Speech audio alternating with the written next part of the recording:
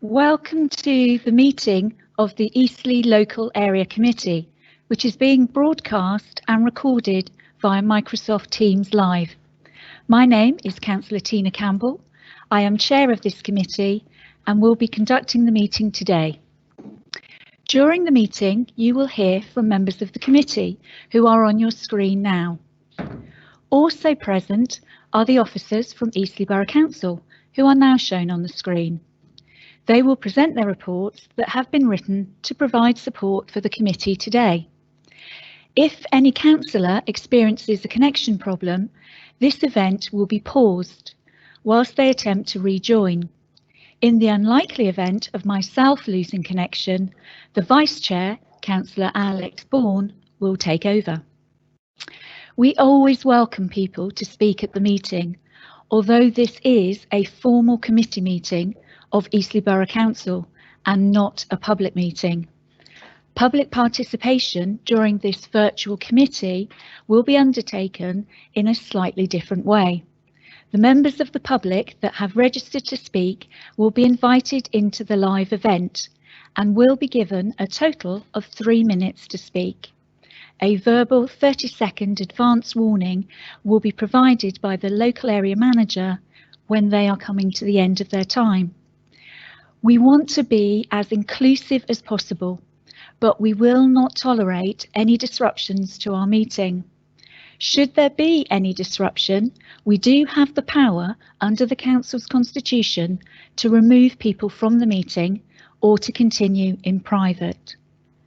Neither option we take lightly or would I wish to have to do today. On the screen now is the order of the day. As you will appreciate, the timings are approximate and may change over the course of the meeting. Councillors are reminded they are able to request a comfort break when required.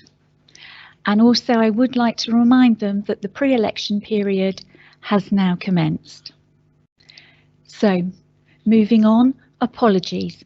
Laura, do we have any apologies for today's meeting? There are no apologies, Chair. Thank you. Declarations of interest. Do members have any declarations of interest they wish to make? If so, please can you indicate now, and when called, please state the nature and reason for the interest. You can of course declare any interest should they occur to you at a later stage of the meeting. And I can see that Councillor Bicknell has indicated he wished to speak. Councillor Bicknell. Thank you, Chair. I'm a member of the Southampton International Airport Consultative Committee. This committee is not a committee of the Council, and its role is to help provide a forum for discussing airport-related issues with those who may be affected. I've taken advice, and my membership of the Consultative Committee does not conflict with my role as a local councillor at ELAC today. Also, for total transparency, I also hold a nominal number of shares in one of the airlines proposing to fly out of the airport. I have taken advice. This is not a disclosable pecuniary interest, neither will it influence my participation today as an elected councillor of Eastleigh Borough Council, taking into account what is said and contained within the officer's report. And also finally, for total transparency for any members of the public that may be in a virtual room or watching, there may be occasions where you may see my left ear due to a number of screens around me for information, etc, etc. I am taking part in the meeting and I am listening, even though I might not be looking at the camera on the machine that has the actual camera. Thank you, Chair. Thank you, Councillor Bicknell. We now go on to the presentation of planning guidelines. This will be presented live by the Head of Housing and Development, Andy Granville.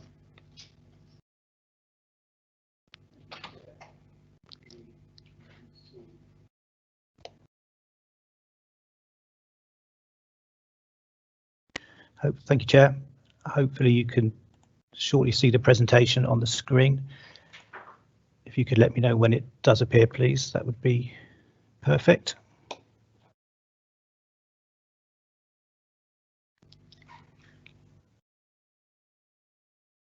Is it on the screen? Yep, we can see Yep. that, Andy. Lovely, thank you. Chair, members of the committee, members of the public, this is a presentation that we give to all committees who are considering planning applications, and it just sets the framework within which planning applications can be considered. It is useful just to set out that any planning application, no matter how big or small, must be determined on planning grounds, and these are often known as material considerations, and they can form policies within our local plan or national guidance. The national guidance in planning terms is set out in the NPPF, the National Planning Policy Framework, whilst our local plan, our current adopted local plan, consists of the Eastleigh Borough Local Plan 2001 to 2011 and the Minerals and Waste Plan, which is a county document. But due to the date of the adopted local plan, it is currently going through a revision, which is at a very advanced stage.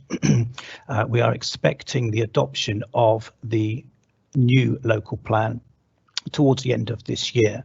So on the basis of its advanced stage, we feel considerable weight can be given to many, if not all, of the policies within it. Underlying some of the policies within there are more detailed information contained within supplementary planning documents, and we list just but a few on the screen here. In this particular application, which is very unique, we also, as a material consideration, have to take into account national and international aviation guidance and policies, and there is a lot of detail within your committee report around that, and I will touch on it in the presentation on the application as well. Now, because of the age of our adopted local plan, it predates the National Planning Policy Framework, and therefore there are occasions when the NPPF will take precedent over our adopted local plan. And again, that is set out within the committee report, and I will touch on that in the presentation as well. Running through the NPPF, there's a key requirement for sustainable development to be brought forward. It also looks at promoting the economy, looking at high standards of design, but also preventing impacts wherever possible, and if they are unavoidable, looking to mitigate them to the minimum that can be achieved. The NPPF is rather light on aviation guidance, but it is touched on in paragraph 104F, where it talks about the general need to support aviation in airfields and their ability and needs to change over time. There are three threads which run through the NPPF, and those threads are the economic, the social and the environmental. And as part and parcel of any planning decision, we have to weigh up a proposal against all three of those elements and come forward with a recommendation.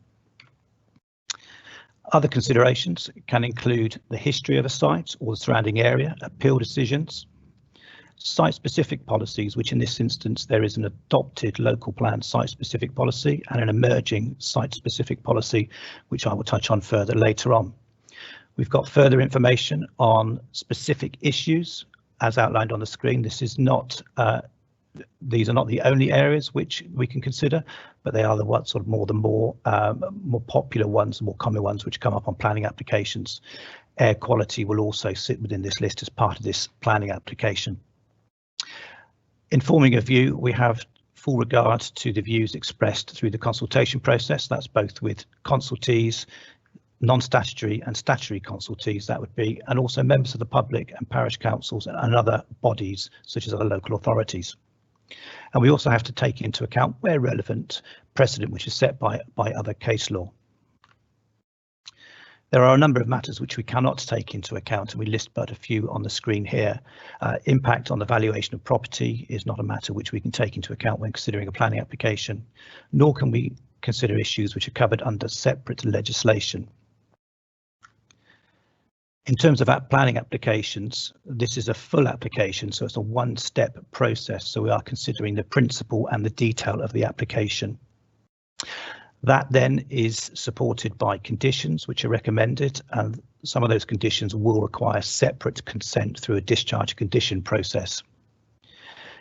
In deciding whether to approve or support or refuse a planning application, it is necessary to consider whether the development is unacceptable, and if it is unacceptable, whether that acceptability can be enhanced through the use of conditions.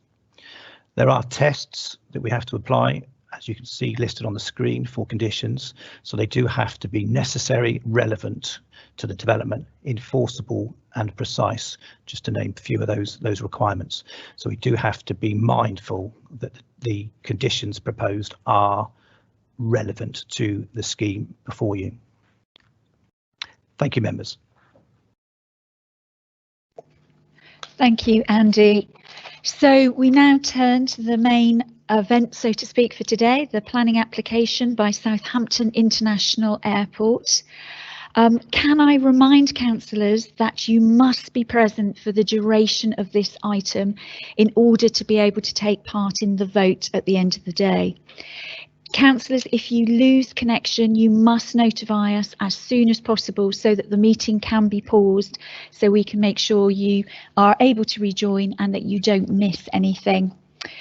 There will be a number of breaks in this session, and we will notify you when we get to those breaks at how long you have, but we'll take them at relevant moments. So can I please ask Andy to present his report, please? Thank you, Chair. Hopefully you can see on the screen the first slide introducing this planning application. Not yet. Okay.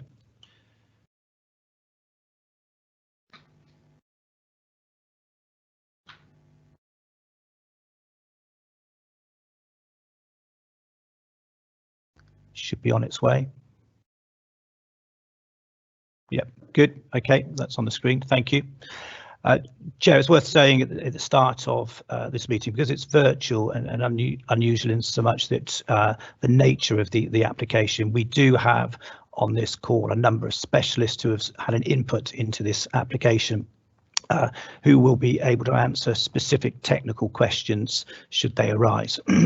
We've got members of consultee team from the climate change, environmental health team, from highways and ecology, and also economy. So do please bear that in mind when we are going through this, and obviously subsequent debate and discussions that go on throughout the day. So in terms of the application, it is for the following development at Southampton Airport. It's, sorry, the slide hasn't gone on, bear with me please.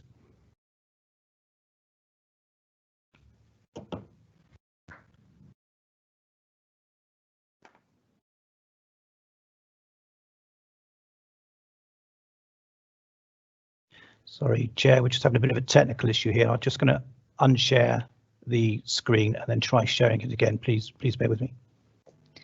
No problem, Andy. Take your time.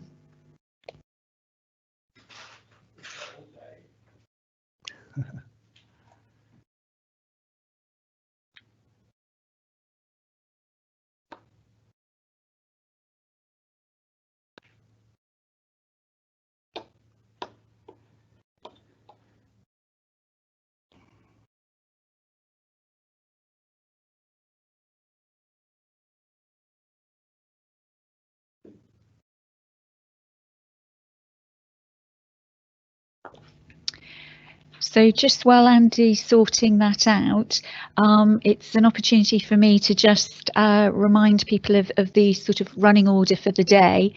So after we've had Andy's presentation, we will then move into hearing from speakers, and we'll have those who wish to speak in objection first. So we'll have some written statements, and then we will have some people appearing live.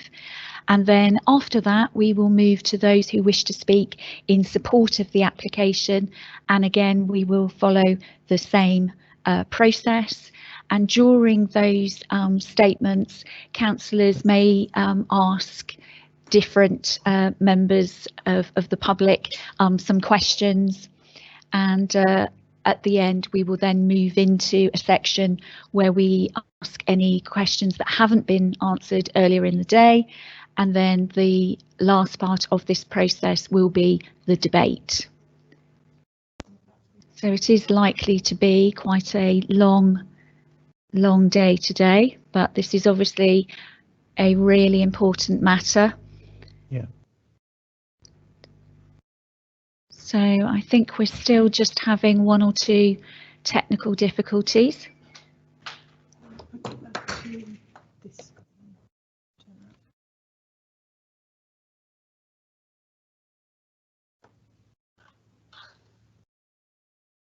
Just close that down.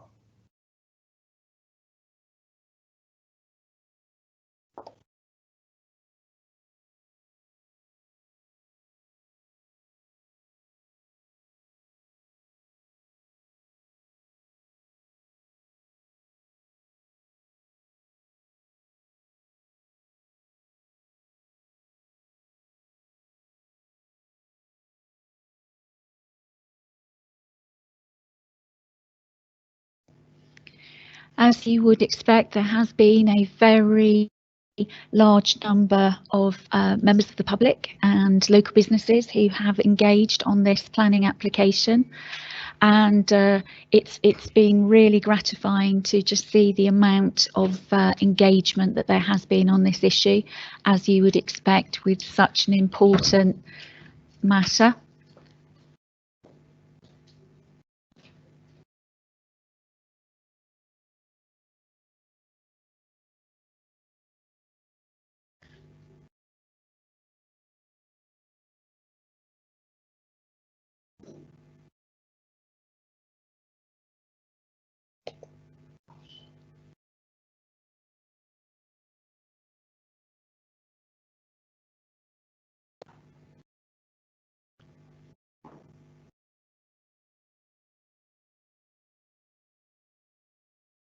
So hopefully we will be able to be back with you shortly.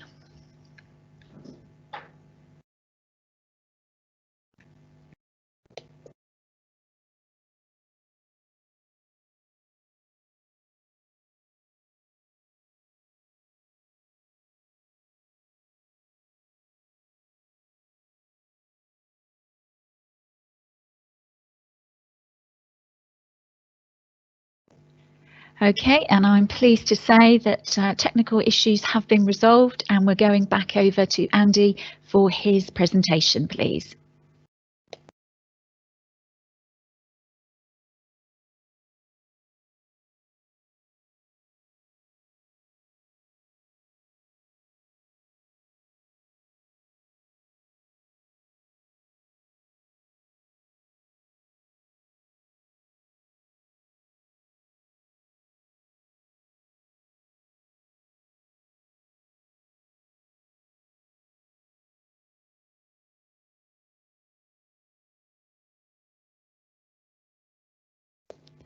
The gremlins are clearly still with us, so we will shortly be returning to Andy.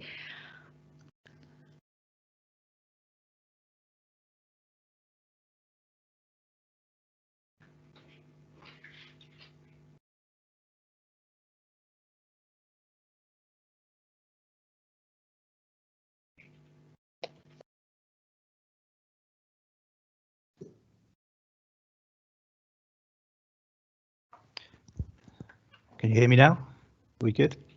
Yes, we are. Thanks, Good. Andy. Thank you. Sorry, Chair, that was a bit of a hiccup, and I think it comes down to the size of the file in the presentation that we've got here. The scale of the presentation matches the scale of the report, so apologies for that. There will be a bit of a lag as well as I'm pressing buttons to go from slide to slide, so I try and bear that in mind as I'm talking this through. So this planning application is for development at the airport, Southampton International Airport, and it's for a scheme of an extension to the runway at 164 metres. Hopefully you'll see that come up on screen shortly. An associated blast screen at the end of that runway, and the removal of a bund along the western boundary, which is a bund which was put in place probably about 25 years ago, and that bund is to be removed to make way for an extended car park and the sort of realignment of Mitchell Way. The scale of that car park has been reduced throughout the course of this application, and we will talk a little bit further about that as I go through it.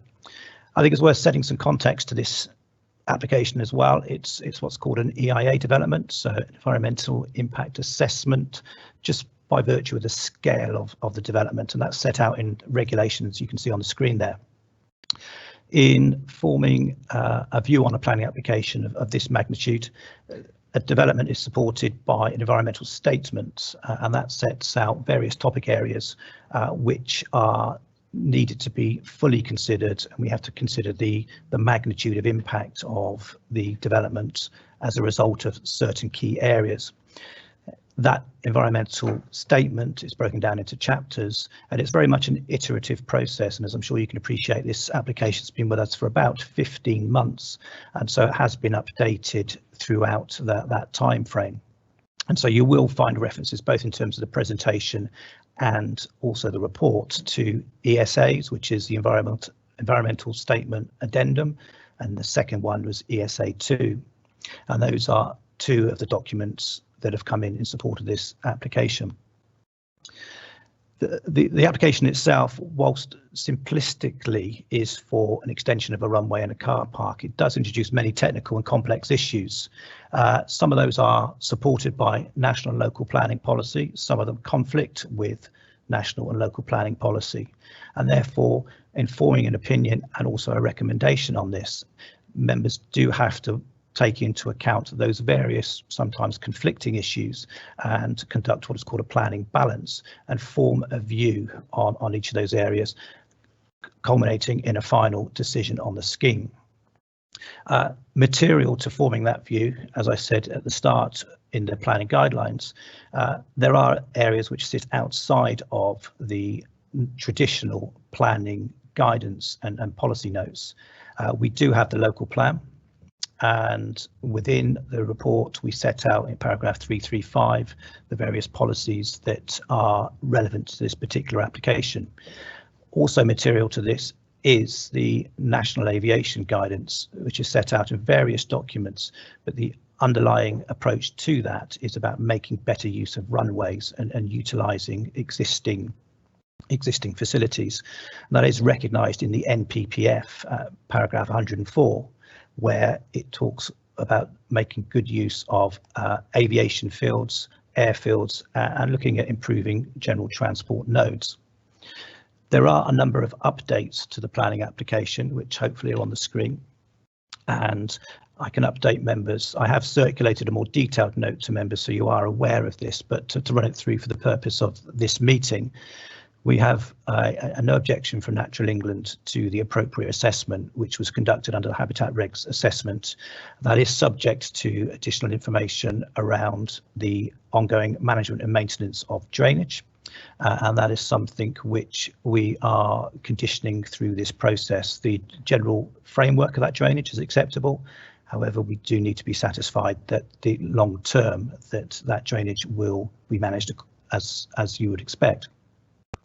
As set out in the committee report, we've had a lot of representations come through, and since publishing the committee report, we've had another 277 representations come through, of which 222 were in support and 55 were against. They raised the same issues that are set out in the report, so I haven't outlined those any further.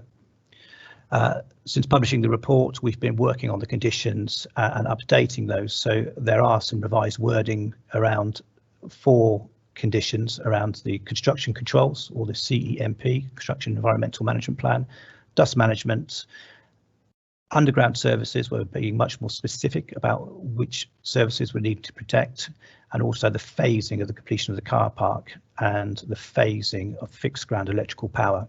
And in line with the Natural England's comments, we're also going to be updating condition 20 around drainage. Some of the conditions that are tabled on the agenda, as seen on the screen here, have been moved into the section 106. Now, the reason for that is we feel that all the controls around activities on the site relating to noise, in particular in the hours of operation, should be held in one place. There is an existing 106 on this site, which already contains a number of controls, and as part and parcel of this planning application, those existing controls will be retained where relevant and added to as set out on the screen here.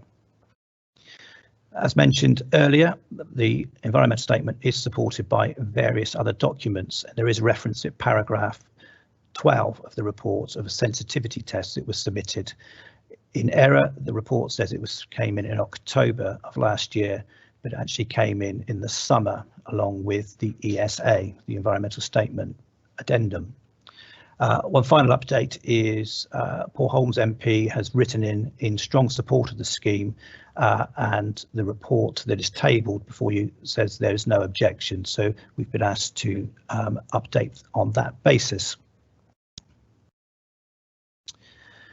There's a couple of points of clarification that I want to pick up through the as part and parcel of this opening session of the presentation, and the reference to caps within the report. We will pick this up further throughout the presentation, but just for clarity up front so that we can all appreciate the dimension that this has to be considered in, is there is a cap on the number of vehicle movements of 2.45 million per annum coming into the site. Now that is as a result of the modelling that underpins the emerging local plan and the vehicle movements associated with the airport over the period up to 2036. At 2.5 million movements, the highway infrastructure has already been considered to accommodate that level of movement without further investment. And as a result of that, the environmental statement has asked for up to 2.5 million movements to be considered as the cap on this development. The applicant has provided information as part and parcel of the transport assessment, which looking at the occupancy rates and the movement of vehicles to align that with approximately 3 million passengers per year. So there is a linkage between 2.45 million movements and 3 million passengers. There is also a clear link in terms of the noise contouring to 3 million passengers, and I will come on to that point slightly later. In terms of Adopt Policy 115, it is referenced a number of times within the report, and that policy is specifically relating to the airport itself, and it's got 5 criterion. The 5th criterion says that there should be no effective extensions of runways, and it is the advice of officers that this doesn't sit comfortably with the NPPF, which is more flexible in its approach to assessing runway and airport development and having to balance that against a number of considerations rather than an outright it's unacceptable. So that inflexibility does sit at odds with more up-to-date national guidance, both in the NPPF and also national aviation policy. So after scene setting, and apologies, this presentation will go on for quite some time, we're now moving on to the details of the application itself. And as you can see on the screen, we've got the location plan, the site outlined in red on your left-hand side, and we can see its proximity with Wide Lane or Southampton Road to the west and the M27 to the south. To the east of the development, we do have the Itching Valley Country Park and the River Itchen SAC and SSSI nature conservation areas, which have to be given special regard when considering any development in its locality. In terms of the policy situation, the site is in the countryside, and therefore that policy 1CO does support certain forms of development, but aviation development is not one of those forms. So in essence, there is a conflict with policy 1CO.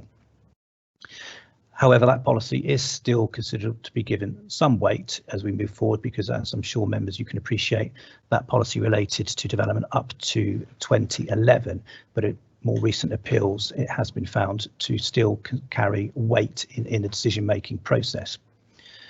Part of the site also falls in the strategic gap, and therefore policy 2CO is relevant, and that policy seeks to protect the coalescence of built up areas from development which would physically or visually diminish the gap.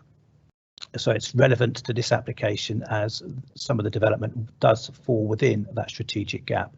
And as we talk about in the landscape section, we don't believe that that policy basis is significantly undermined by this development. Equally, 18CO seeks to improve the landscape setting in certain key areas, and therefore that policy also is relevant to this particular case. And as already referenced, 115BE, or 115E rather, that should say, is the special policy for the airport itself, and the 5 criterion as set out within your committee report will be relevant. So moving on to a slightly more detailed plan, and we've got the block plan here. This will show in green the car park and the extended car park. In orange, the extended runway of 164 metres, and just to the north of the runway there is a jet blast screen which is shown in pink. I'm not sure whether you can see my mouse on the screen. Yeah, okay, that's good. So I can use that to point things out as we move through it.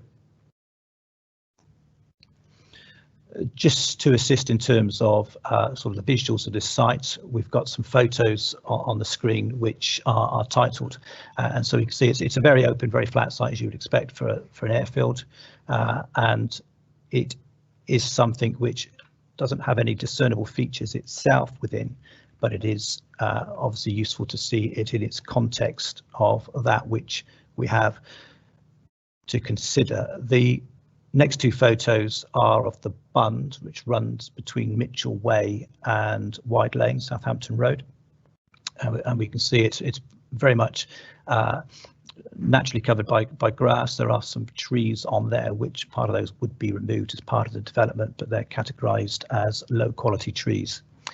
But as you can see, it's quite a substantial mound which has been there for about 25 years. Looking at the detail a little bit more, we can see on the screen the extended runway at the turning area at the end. There's an existing track that runs around the edge of the airfield, and the blast screen would sit in this location next to a realigned fence.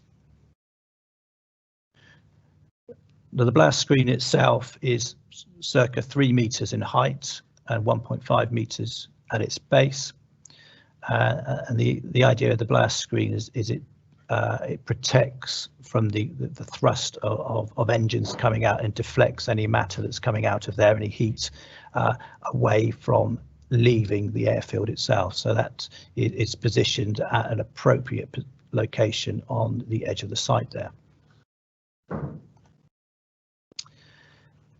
The final element of detail to this scheme is the car park expansion, and as you can see on the screen, the existing car park sits generally in this area here, and the extension sits in this location between the realigned Mitchell Way and the existing car park.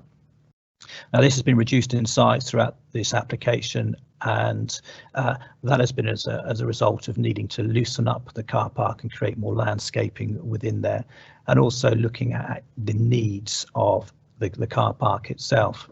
One of the conditions that we're considering for members is to look at the timing and the phasing of delivery of this car park, and as we will establish as we go through this application, the position that the airport are currently in is somewhat different to that which they were at when the application was submitted in late 2019. So currently there is capacity to meet their minimum needs of 1 million passengers on site, and therefore we'll be looking at a condition which phases the delivery of this car park to be in line with the need for it in terms of passenger numbers. The next plan that you've got on the screen is relevant to the one of the conditions about underground services that will need to be diverted. There's a rising main which sits within this yellow stripe through the site. That's a foul water rising main, and that would need to be diverted as part and parcel of this development, which would be a separate process the applicant would have to go through. There's also reference to a high pressure gas main, which is indicated on the right hand side of the plan here. Whilst not directly affected by the runway extension itself, it would be affected by the airport car park expansion. And it's tabled within the committee report an objection from the Southern Gas Network. That is something which the applicant is very aware of, and through separate legislative process will seek to address. So whilst it's useful to understand that it's there from a planning application point of view, that in itself wouldn't be an issue to prevent a decision being made on this scheme, and one of the conditions picks up the need to ensure that is diverted. And in fact, the next plan does talk or does show the positioning of that high pressure gas main running around the edge of the site and into what is the extended car park at the north of the plan. So I've mentioned some of the conditions which need to be updated, and I thought it'd be useful to put these up front. The changes are in red on your screen, and so they're not fundamental changes to what you've got, but they've tightened up the requirements. Condition 3 relates to the noise issue, particularly construction noise, and ensuring that is not problematic moving forward. Condition 6 relates to the underground services, with particular reference to Southern Gas Network and Southern Water's requirements. The next condition you'll see come on the screen is condition 8, which relates to the phased delivery of the car park, which I've already referenced. And condition 13 is an amended condition requiring the phasing of the fixed ground electrical power being delivered to the additional stands. There are currently 4 fixed ground electrical powers to stands at the moment, the most popular stands, and in line with objectives around climate change and emissions, we are encouraging the applicants to phase delivery of those throughout the next few years, and that's something which we would look to agree via condition. And in direct response to Natural England's views on the Habitat Regs assessment, condition 20 has been updated to reference monitoring and maintenance strategy. And again, text is indicated in red on that. I've already mentioned that certain conditions will be moved across towards the section 106, but I won't go into that in any further detail. In terms of a planning application, not only can we put conditions on, but we can also look to require certain events to happen, certain activities or certain restrictions to be delivered through a planning obligation or a section 106. At this stage, what we agree are the heads of terms, so the principles around what would go into a section 106, whereas the fine legal detailing can be worked up post a resolution to approve should members resolve to approve this tonight or today. I've highlighted on the screen what the changes are. In terms of the noise insulation policy, the report currently references up to £5,000 per property for insulation. In the last week or so, through conversations with the airports, they've reviewed that position and looked at also that the makeup of properties within the affected area, and they have confirmed that any property which requires noise insulation as a result of the contours, the noise contours, that will be delivered at no cost to the homeowner, but it would be an average of £5,000 per property when you look across the number of properties which are affected. Within the health strategy, there's a community health fund. We've added the word health into that, which will be secured, and there'll be a contribution for each additional air traffic movement from the baseline of 2020. And that is a fund which will be used to help support the impact of the development on either vulnerable people or areas of open space which are currently or would be impacted via noise as a result of the development and the increase in air traffic movements. There is clarification around the number of air traffic movements between the 6 o'clock and 7 o'clock period in the morning, and it's been agreed there'll be no more than 20 of those, and again that will form part of the section 106.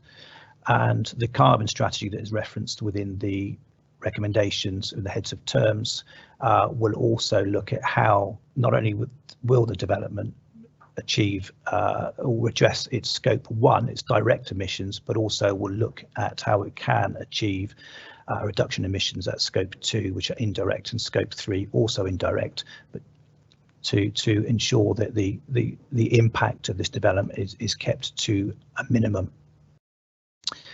The final update in terms of the section 106 is the surface access strategy now has targets for non-car mode usage of access to the airport. It currently sits at 20% of passengers reach the airport by non-car modes, And in line with the move to encourage more sustainable access to the site, we're now looking at targets of 25% and 30% over the next 9 years. So sorry members, that's quite a long update for you, but I think it was useful to have that up front so you can appreciate the context within which this application needs to be considered. Which leads us on to the reason for the application. It's been submitted by Southampton International Airport because of the length of the runway. The current length has limitation factors in terms of the weight of planes taking off from the site and therefore the destinations that they can fly to. And as part and parcel of a much larger master plan for the site, which seeks to improve the usability of the airport and increase it up to 5 million passengers, the first phase is to extend the runway to allow larger planes to take off and heavier planes to take off. And the extra 164 metres does enable planes to take off at a greater weight and still not breach the obstacle limit zones and the public safety zones. This will enable the airport to grow in terms of passenger numbers, but that is limited by the on-site physical buildings that they have there. And it's been recognised and accepted throughout this process that up to about 3 million passengers can use the existing facilities without further significant investment in on-site infrastructure in addition to the runway. So there is a physical limitation to the amount of passengers that the airport can handle. As already referenced, 2.45 million car movements per year sits comfortably within the modelling, highway modelling for highway impact in terms of the local plan up to 2036, and therefore that has been used as a base, as a cap for future activities on this site. Since the application was submitted, the cessation of Flybe when they went into administration in March of last year has had a significant and fundamental impact in terms of the passenger base for the airport, and that has seen passenger numbers drop from 1.8, 1.9 million down to less than 500,000 and certainly less than that at its worst time.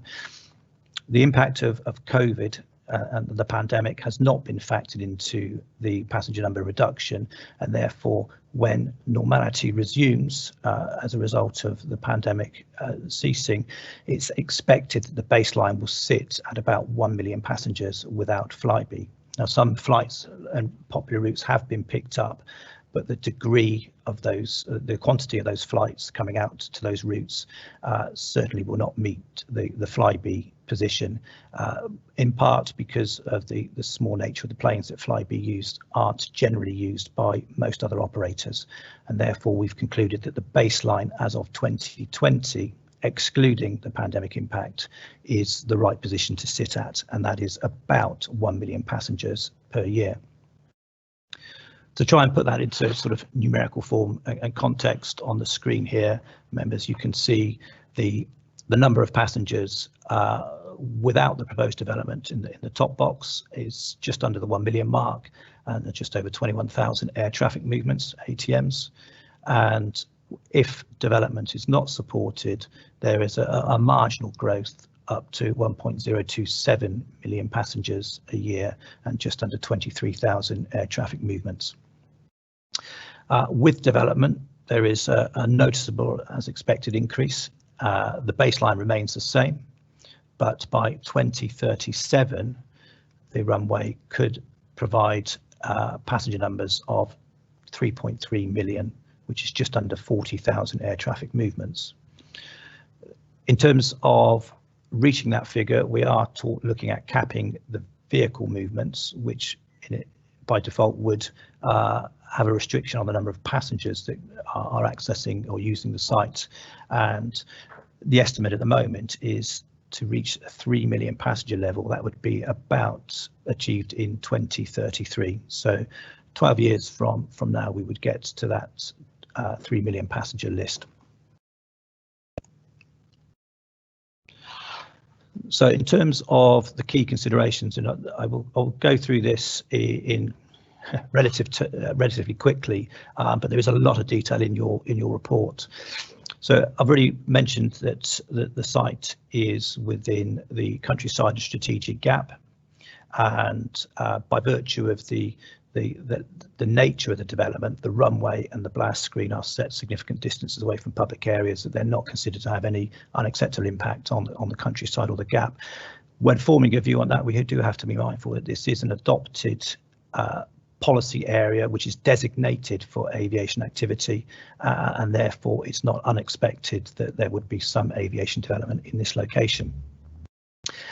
We've considered that the impact on the gap is negligible, and that there'd be limited harm visually to either the countryside or the gap. I've already mentioned that the NPPF is light in terms of aviation guidance, but it does obviously favour using facilities, aviation facilities, but it also requires, in forming a view, very strong regard to be given to the environmental impacts and the economic impacts of aviation development. National aviation policy supports the making best use of the existing runways, and that is something which is set out in a lot of detail within the report, and that is the current government policy position on aviation activity. In terms of highway impacts, the development is very well supported by a transport assessment, and it's considered to be a robust position that's been adopted, and the traffic movements associated with this scheme is not expected to, or not forecast to, cause harm to the highway network, and that is provided we can secure a vehicle cap through the Section 106 agreement. Construction impact, it would be managed through a construction and environmental management plan and are considered to be negligible as a result of this development. In terms of the operational trip generation and distribution, their traditional peak hours are between 8 and 9 and 5 and 6 on the highway. The aviation traffic generation does vary, and it doesn't always align with those peak hours, and having had regards to the additionality of traffic at junctions at peak times, 4 of the junctions have been found to have a negligible impact, so there's a slight increase on their queuing at those junctions, and some of those are already over capacity, but because of the nature of that increase being only a few cars, it's not deemed to be severe, which is the test that has to be applied under the NPPF. So the conclusion is that with the vehicle cap, there's no significant adverse impact on the highway network. The parking is positioned in the most suitable location. It has been reduced in scale because of some of the landscape issues, and so we can provide additional landscape as part and parcel of this development. And this development also will be phased. The parking will be phased to meet the needs as the airport passenger growth grows. Another key element from a highways perspective is the Chickenham Lane Link Road with this development, and it is set out within the committee report the value of the Chickenham Lane Link Road to not only this particular development and that the allocated sites next door, but also to the wider movement of traffic around Eastleigh. The Chickenham Lane Link Road has been an aspiration for the council for many years, and as part and parcel of this development, the applicant has demonstrated that the deliverability of Chickenham Lane Link Road would not be prejudiced or obstructed by as a result of that which is proposed here. The link road would have to pass through the northern part of the runway, and as part and parcel of the application, it has been demonstrated that could be delivered feasibly via a tunnel under the runway. Even if the runway wasn't extended, it was more than likely have to be in a subterranean position from an aviation safety perspective. Access to the site is acceptable. It remains unchanged in terms of Mitchell Way's junction with the wider highway network, and there is a surface access strategy which has been submitted, which encourages more use of sustainable transport, both for passengers and for staff, and that's a surface access strategy will also include a green travel plan. Now, turning to probably some of the more noticeable impacts as a result of this development is noise. And in terms of the assessment of noise within this development, there's a lot of information within your report, both in terms of the consultee comments, but also in terms of the assessment. And there's references to levels at 51 dB and 63 dB. At 51 decibels or dB, that's considered the lowest, which you could actually humanly we would perceive a change in noise, and the 63 decibel is the maximum we ideally would want to see noise being impacted. Beyond that, there has to be a mitigation package considered. Any noise above 69 dB, which is continuous, can be deemed as being unacceptable, and as a continuous noise, the development does not exceed the unacceptable level.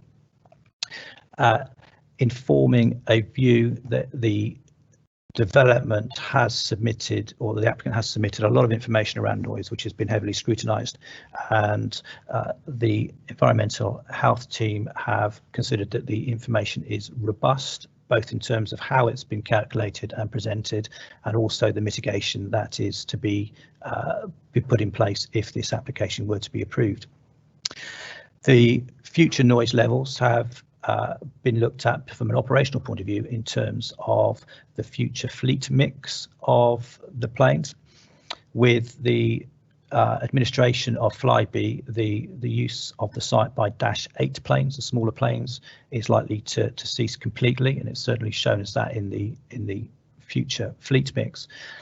But we also see a growth in twin turbo prop planes, and also in the larger A319s and the A320 planes, and that by default does create additional noise. So whilst the number of air movements have been reduced, the noise impact has increased, and that is something which, when we look at the operational side shortly, we can touch on a little bit more. I think it's, in terms of the construction noise, part of the development can be constructed during the daytime, so the car park itself can be constructed during the traditional day hours, but actually the runway extension will need to be constructed at night, and that's to enable the airport to continue operating during traditional hours. And so as part and parcel of that, through the environmental protection route, a section 61 application would need to be submitted to the local authority, which is referencing conditions to ensure that the noise levels at nighttime working are maintained at a suitable level to not cause unacceptable disturbance as a result of the hours that it's working. This is the same table that you saw before, so it just gives context to the number of air traffic movements. So I'll just refresh your memory that if the development were not to go ahead, we'd be looking at roughly 23,000 air traffic movements by 2037. And with the development, that increases up to closer to 40,000. And that actually has quite a significant impact in noise impact on the sort of the local and wider areas. And it is worth looking at what that impact is, and on the screen here I'm showing some noise contours which you will see very shortly, and I will try to describe this through. I don't think they've appeared on your screen just yet, but there they go. What we see on the left hand side is the average summer day, so a 16-hour average summer day noise profiling of development of the site without development. So we can see that the darker colours in the middle, the blue is the most intense noise, the highest decibel, and it gradually fans out. And quite understandably, it goes on a sort of roughly a north-south axis, which is where the flights are going to and from. Now, 72% of the flights are generally going in a southerly direction. It is very much dependent on wind factors, but generally the majority are flying, taking off in a southerly direction. For context with development, and this is again looking at 2033, so this is working off of a baseline of air traffic movements associated with 3 million passengers roughly. we can see that it has expanded quite considerably. So for context, because I appreciate this isn't very easy to see on your screen, on the left we've got Colden Common here, which hopefully you can see my mouse moving around, and on the right Colden Common is here. So we can see that they extend, the noise contours extend further north up to as far as Shawford there. And this orange contour is the 51 decibel contour, which is, as I said earlier, the area above which you can expect to hear a noticeable change in sound. Further south, again, we've got Townhill Park in this location here. And with development, Townhill Park is in here. And we can see it extends considerably further south down to the 51 dB contour down near Newtown in Southampton. In essence, what this means is that increasing the 63 dB contour, which is the significant impact contour, would see up to an additional 1,000 properties impacted from above the 60 and the 63 as a result of the development proposed, which is a significant impact. And within the report, we have said that would be a major adverse impact without any mitigation.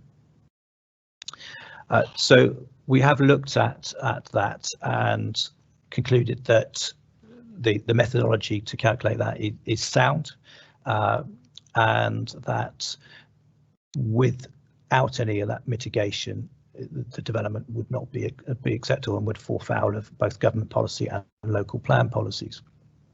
As part and parcel of the mitigation, with working with the airport, we have agreed that there would be a noise insulation package, which is a recognised approach to mitigating noise within buildings, and the minimum level for that is any properties above 63 dB should be insulated.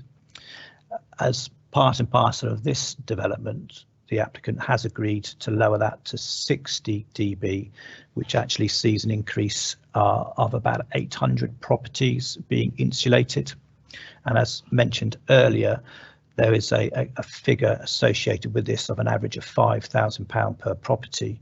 But if it costs more than that for a particular property, the applicant has confirmed that they would fully fund that cost to get to the mitigation level that is needed. We're also very mindful that the operational impact of noise has an impact on schools as well, and that's something which came out very clearly in the both the environment statement, also some of the consultee comments, and a bespoke package will be looked at to assessing and mitigating the noise impact on schools, and I think that's something which is a significant betterment on where we were when the application was first submitted. So even with mitigation, there would still be a moderate impact, adverse impact on the local community, which has to be factored into that planning balance. Currently, the application does include some sort of inherent mitigation around the site noise controls in terms of hours of use, and so we've taken the view that that's already there. So any noise assessments have factored that in. So we've not added that in terms of to our considerations. And as I've already mentioned, the increasing the noise insulation to a 60 dB or reducing to a 60 dB goes beyond the aviation policy framework minimum requirement, and that's come about as a direct response to the consultee comments and public representations received.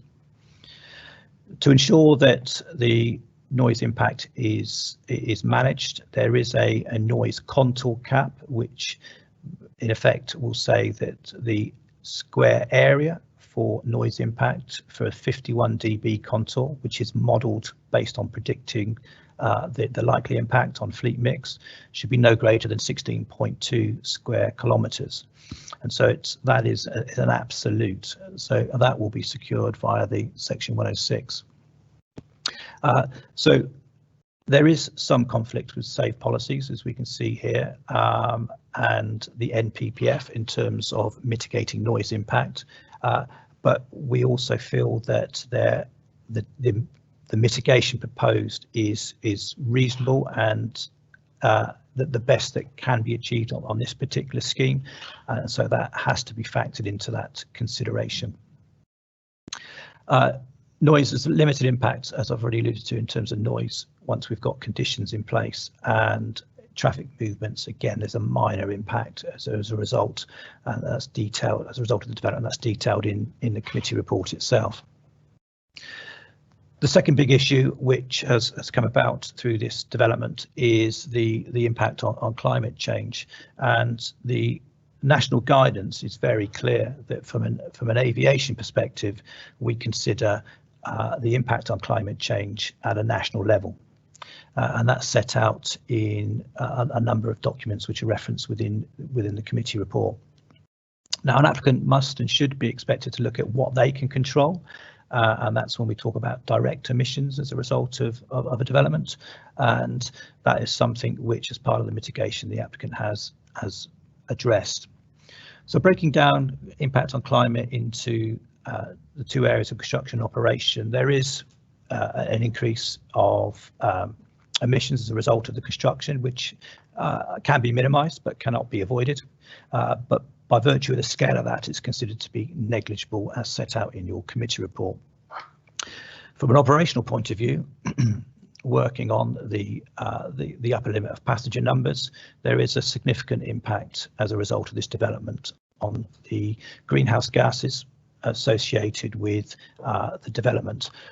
Predominantly, by far, that is a result of the emissions from planes, and as a result of the development itself, the on-ground emissions, the impact is minimal in comparison.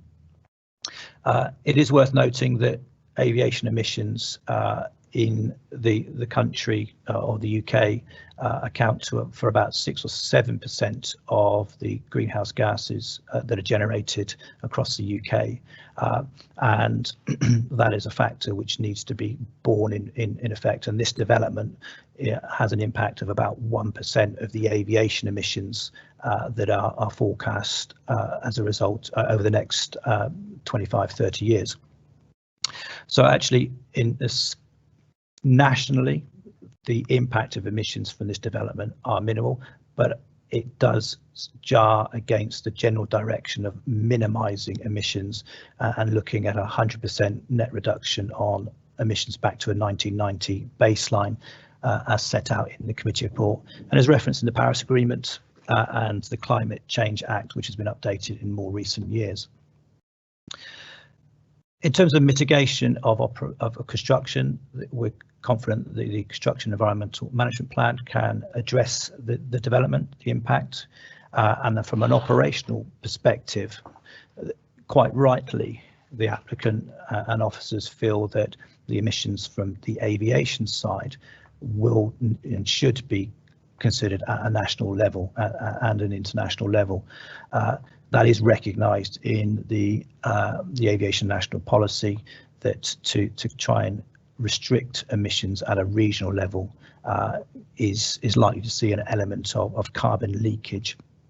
And we can talk further about that if members need some more explanations around that particular issue.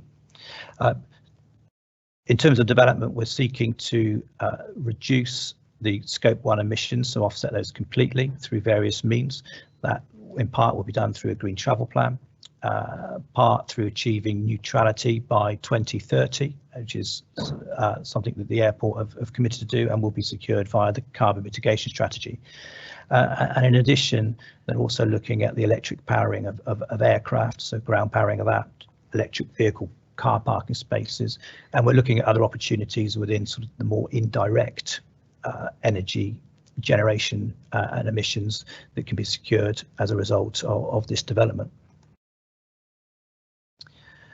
A key issue that members need to be aware of, and certainly needs to come up through the consultation stage, is the 6th carbon budget and the Climate Change Committee's recommendations, which came out last year, which seek to see no net increase in aviation activity, have 100% net reduction in emissions, and that isn't captured by current government policy.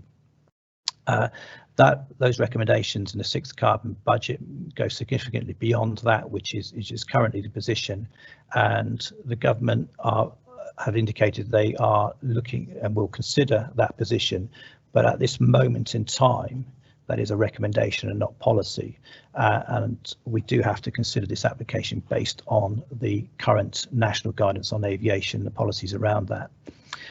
We have regard to whether it would be premature to make a decision on this application in light of that recommendation, but because we do not know how the government will react to that, it's obviously the reduction in emissions is something that covers a wide-ranging sectors and services and not just aviation. We do not know how the government will apportion the requirements to reduce emissions, and therefore we do not feel that it's premature to make a decision on this application at this stage. Eastleigh has also declared its climate and environmental emergency as well, and that's something which is detailed within your committee report from last year. That is relevant in so much that Eastleigh are looking to become a sort of a carbon zero authority over coming years, and it is something which there have been a lot of concerns about how the aviation development would align to that, or can it even align to it. And the view of officers is that whilst it's material in terms of overall council decisions, it doesn't form planning policy, and it's not national policy on aviation and development. However, I suppose from looking at what the climate and environmental emergency is seeking to achieve, it's reduce emissions, and the airport has committed to becoming a net zero development in terms of its own activities over the next 8 or 9 years. And so that does align with the Climate and Environmental Emergency Action Plan. In terms of climate change resilience and what the knock-on effects of this development will be, we've concluded that there's potential significant effects on the landscaping drainage can be satisfactorily managed via conditions. We've also concluded that there is no, as a result of this development, no significant increase in terms of other vulnerabilities, and so the climate change resilience is considered to be acceptable based on the development you have before you. Moving on to air quality, the scheme is close to a couple of air quality management areas within Eastleigh. One of them runs parallel to the site. Southampton have also got designated air quality areas, and so it is quite right that that's been considered in great detail as part and parcel of this application. In terms of the major impact on air quality, the contributing factor and polluting factor is from road traffic, and there are measures in place both in Southampton and Eastleigh to look at how we can reduce the impact of that and improve air quality. And over recent years, there is a general downward effect, a downward reduction in emissions and improvement in air quality across all of the air quality management areas. Construction is considered to have limited impact on air quality, and that's as a result of the conditions that are tabled. But from an operational point of view, there has to be sort of great assessment in terms of what the air quality impact could be as a result of the increase in air traffic movements. There's been a number of tests undertaken by the airport at various identified receptors, and there was a noticeable difference between council's own modelled figures or captured figures and that modelled by the applicant in Cabell Road. And having looked into that a little bit more detail, it does seem to be that the difference between that modelled and that which we have the difference between that which Eastleigh are monitoring on site compared to that modelled is that the area that Eastleigh are modelling in Campbell Road is showing a greater impact than was actually presented by the applicant, and that is as a result, it seems, by off-site activity, so off the airfield site activities, which are contributing to the air quality in that area, and therefore it's not as a result of the air traffic movements, and that has been accepted by the council's environmental health team. The impact on air quality and the air quality management areas has been fully assessed, and it's found that with the downward trend in emissions, looking forward, that the development would not undermine the objectives, and there wouldn't be any exceedances or delays in achieving our obligations or our requirements under the Air Quality Action Plan. However, we do want to work with the applicant to secure an air quality strategy, which will look at how we can ensure that their own activities on site reduce any impact on air quality, and that would be secured through the Section 106.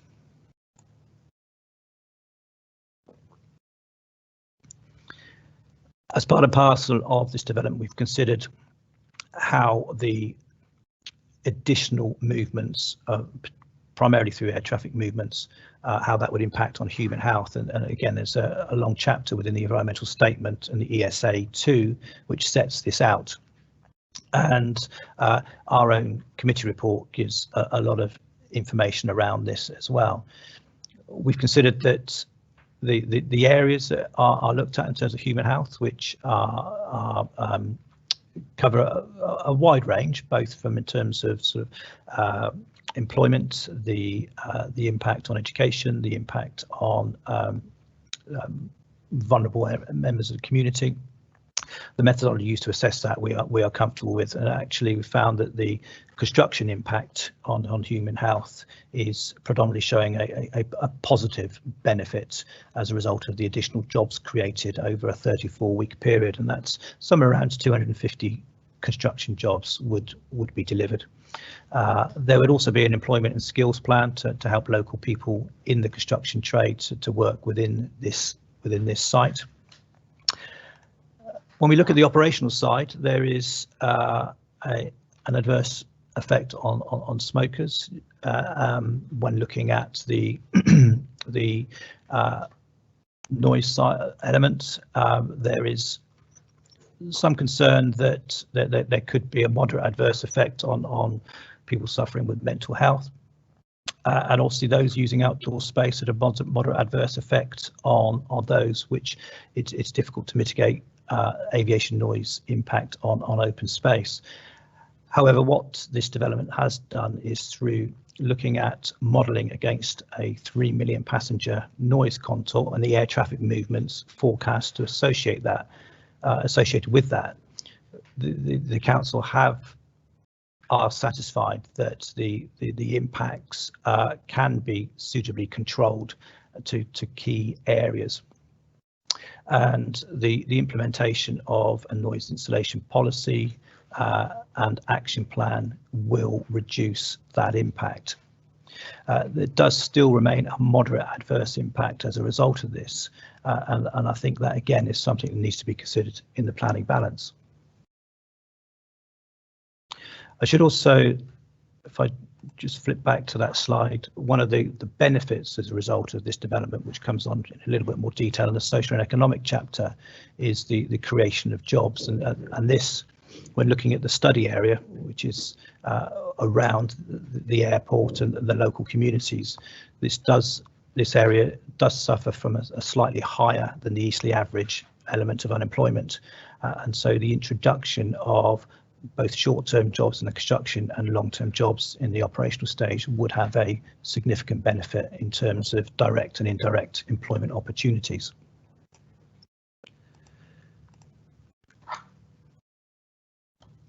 Hopefully the next slide you've got on your screen will be ecology, and we have looked at this both in terms of protected designated areas under the Habitats Regs assessment, and we have had confirmation from Natural England that they agree with us as a competent authority and our appropriate assessment that there would be no significant adverse effect on the integrity of the designated sites.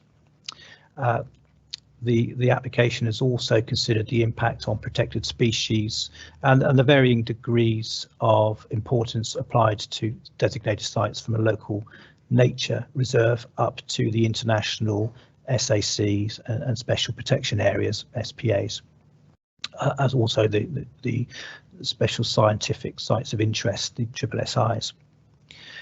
In terms of construction impacts, again, the view from officers, and that's supported by Natural England, is that can be adequately covered via the construction environmental management plan by virtue of the distances the development is away from those key protected features.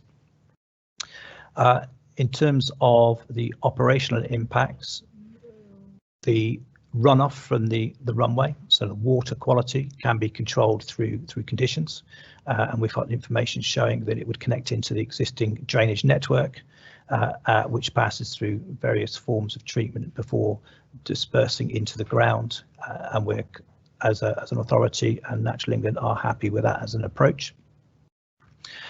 We've considered the noise impacts as a result of the increase in traffic movements, and we consider they wouldn't have a significant effect on qualifying features of those internationally protected areas. And we've also considered that the development would not cause adverse impacts on nitrogen oxides and nitrogen deposition levels, either alone or in combination with other plans on the River Itchen SAC, a special area of conservation. There is already an impact as a result of traffic movements, particularly in nitrogen deposition, and as part and parcel of this development, the applicant, through a Section 106, would ensure that they continue to monitor air quality in their site to ensure that there is no increase in NO2 deposition or nitrogen oxide or nitrogen deposition as a result of their own activities. Overall, we've considered that there would be no likely significant in-combination effect as a result of this development on those designated areas. The next area in terms of ecology is looking at specifics. So we're looking at habitats on site. There is an area of semi-improved grassland, which is along the Bund, which has a value. It's not the highest value. The majority of the site is kept very short, has pesticides put on it, so it has very limited ecological value itself, either in terms of the flora or fauna qualifications for that area.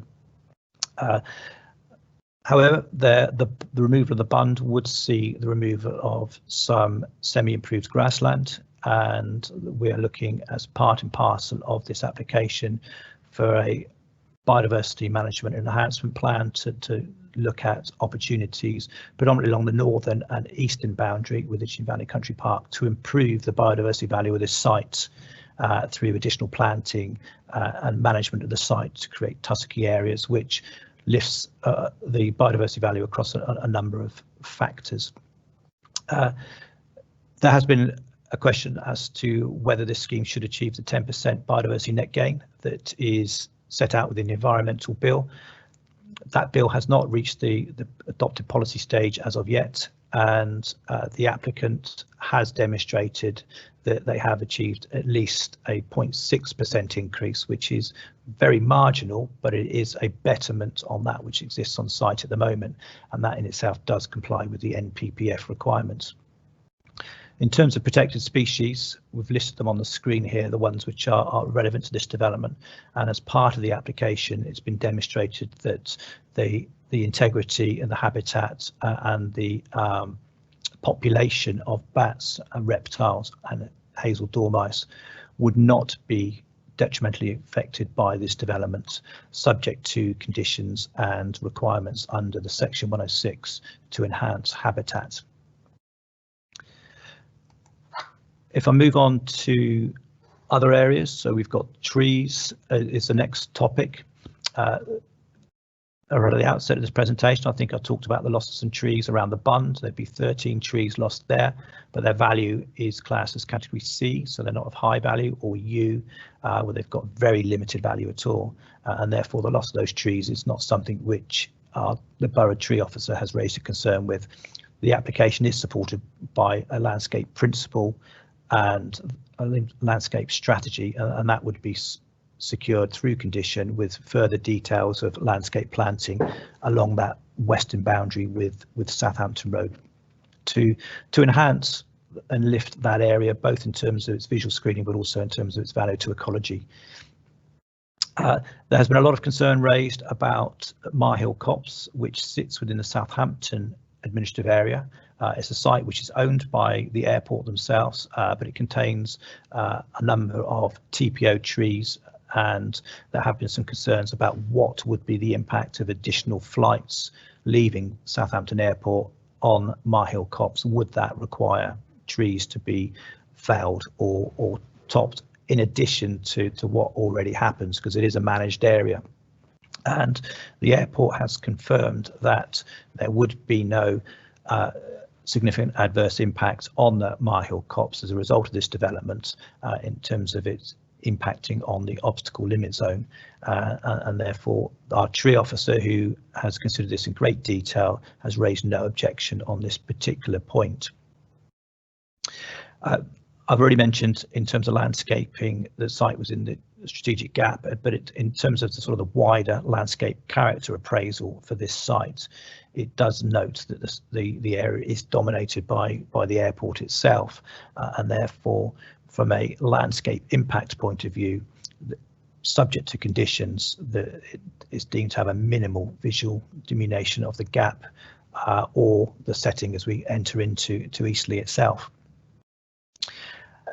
Coming on to heritage, there are no listed buildings or conservation areas which are materially impacted by this development. There is potential for some underground archaeological features to be on site, which would be of value, and Hampshire County Council have considered that and suggested conditions to ensure that any unknown archaeological artefacts are not affected as a result of this development, and so that condition is included within the recommendations. Running towards the last few areas for consideration, drainage has been considered through the submission of a flood risk assessment and a indicative drainage strategy, and officers are comfortable that both construction drainage and operational drainage can be managed without causing risk or harm to the surrounding watercourses. They will be regularly monitored, and that was a direct requirement of Natural England as a part of the Habitat Regs assessment approach. There is potential for some land contamination within the site, given its historic nature, its former World War II uses and industrial uses on site. And conditions are recommended to ensure that this does not become a problem in terms of either human health or mobilisation of any contaminants on site. The development would not undermine any of the objectives set out in the Minerals and Waste Plan for that Hampshire County Council produced. Those areas are safeguarded, and the development is not considered to result in any additional safety or hazard issues. The final key area for consideration is the social economics, the economic picture. As I alluded to right at the start, the impact of Flybe ceasing operation at the site has had a significant impact on the airport itself. However, they have revised their baseline to approximately 1 million passengers per year, compared to the 1.8, 1.9 million that they were operating at in 2018. Just to reiterate, the impact of COVID is not reflected in any of the figures, because that has been treated as a short-term impact, which likely to return to a normal amount of traffic movements, air movements, by about 2024. The policy position in terms of this area, the economic growth in Eastleigh, and also looking at wider afield, is that we've supported economic development in this area, both on the airfield and to areas to the north, for over 20 years, and that is reflected in special policy area for the airport, 115 and 114E, which looks at opportunities to deliver additional employment opportunities in the site. And whilst those aren't, this application will not directly deliver those, it's worth setting that out, as I've done in the report, the context, the economic value of this particular part of the borough, and how that aligns with one of the corporate key strategic objectives of Prosperous Place.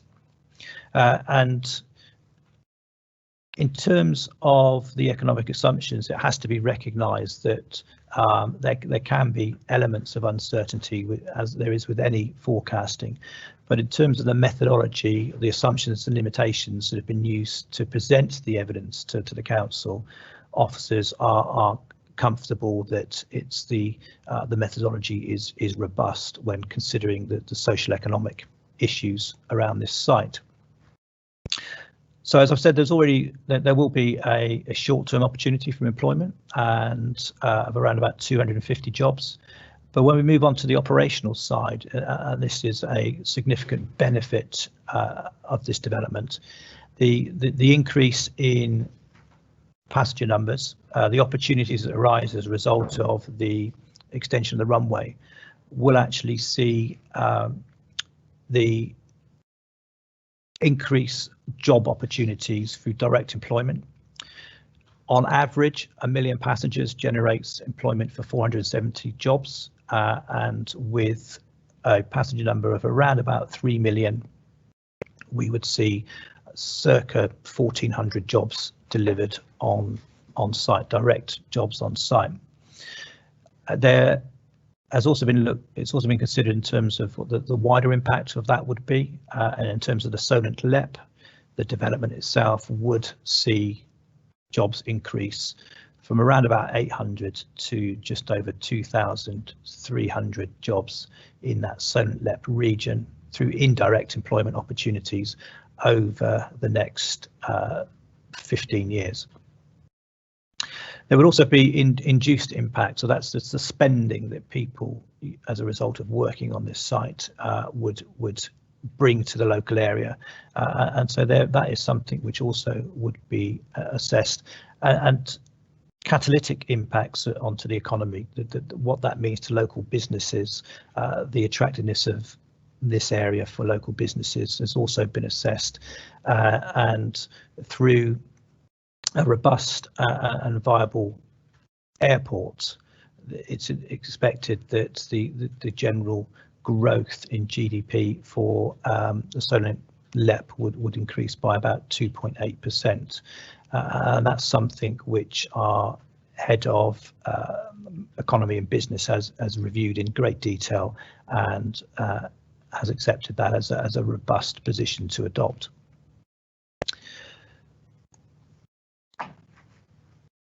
So I've mentioned that over the last 20 years, this general area has been a focus of encouraging through policy economic development, and that continues as we move forward into the local plan.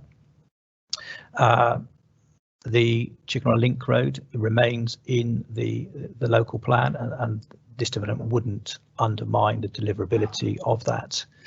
I do have to stress, though, that neither of those policies are dependent on the expansion of this airport, but it does provide context to the value of this area. And in more recent months, the Solent area has been successful in its Freeport bid, which again, the airport, the land to the north, so Eastleigh Railway Works and Southampton have come together to win that, and that opens up significant economic opportunities with direct links between the Eastleigh Southampton Parkway station, the docks, and the opportunities that presents to the business world. Now, some of the economic information has been challenged by objectors, and the council have considered that, but feel it is robust. And there has been some concern raised by Bournemouth Airport, which are only 30 miles away. But again, as set out in the committee report, we feel that the scenario set out in the Environment Statement Addendum 2 is considered to be the most feasible and robust that we can expect at this particular stage.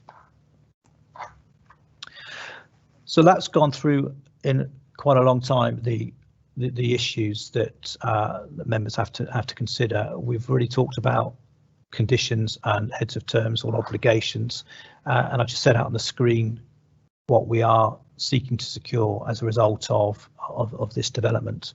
I've already mentioned the vehicle cap, the surface access strategy, sustainable transport, and the noise insulation policy and monitoring associated with that.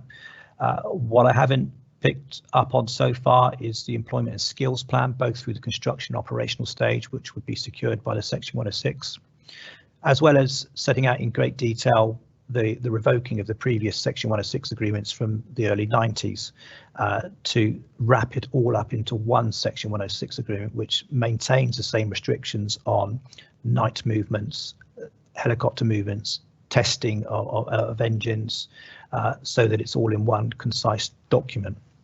We will also, because there's quite a lot of monitoring involved with this, secure a Section 106 monitoring contribution as part and parcel of this development. So that brings us to the planning balance. As we've heard, there are benefits and adverse effects as a result of this development, and no one policy is said to be overriding any of the others. So we do have to go through a balancing process. We start with our adopted local plan and measure development against that and the up-to-date nature of that local plan, where the principle of development at the airport is supported, albeit that the runway extension is not by policy 115E. Now, as I've already referenced, that is out of kilter with national aviation policy, but also the NPPF, but it is a conflict with an adopted local plan policy. There is also conflict with 1CO and 2CO in so much as it's development in the countryside, which is not supported by those policies. But as I've demonstrated within the report, the harmful impact of this development on the countryside or the gap is minimal. The emerging local plan, because of its advanced stage, can be given considerable weight, and therefore policies related to the airport are relevant, and that notes that the supporting the airport with development is not unreasonable, subject to considering the environmental impacts of that. So that is more in line with the NPPF.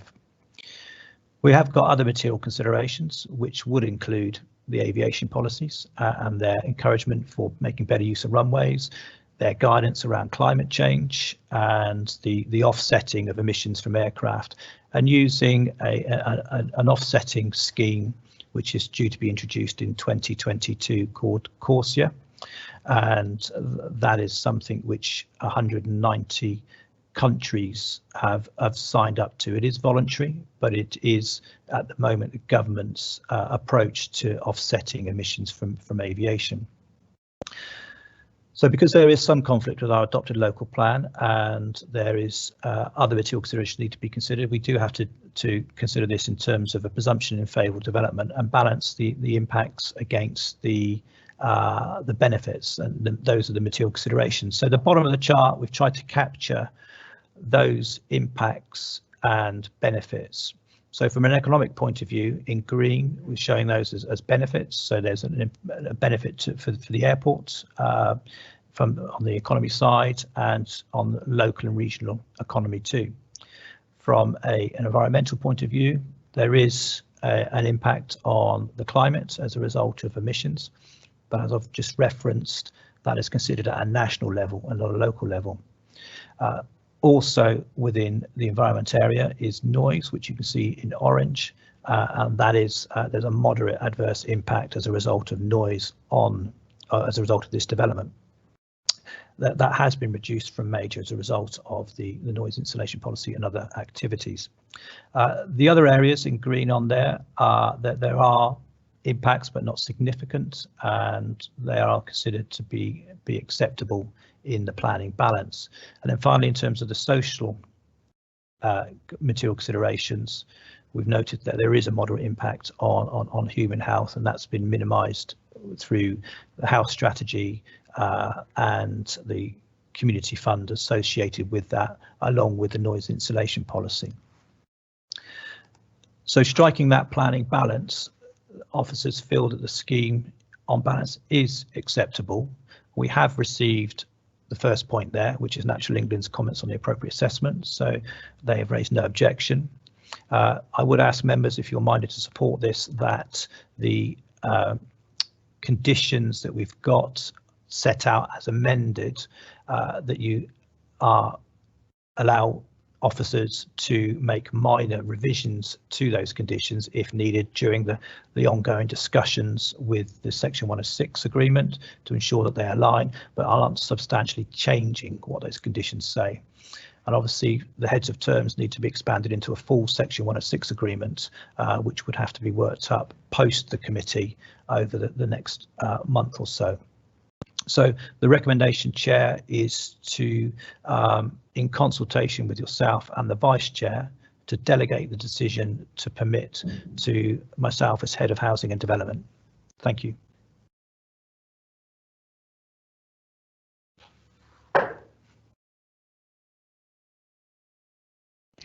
Thank you for that very detailed presentation there, Andy. So we are now going to go into the next session. So can I ask councillors to please come out of this session and then go into the next session, and then we will be taking a 10-minute break. But I do need councillors to come out of this session, go into the next one, and then we'll take the break. Thank you.